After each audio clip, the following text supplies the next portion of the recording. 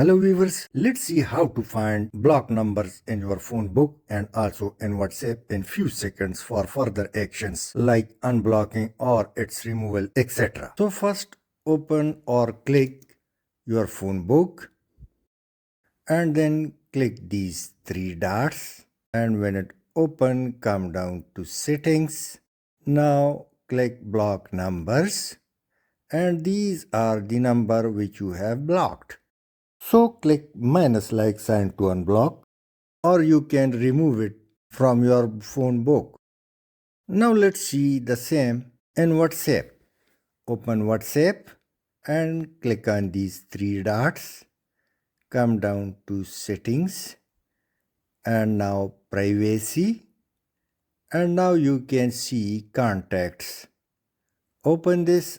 At the top, block contacts. Click it, and here you can see these are the block numbers. So in case if I click any, unblock option appears, so simply you can unblock it or you can remove it. Thanks for watching.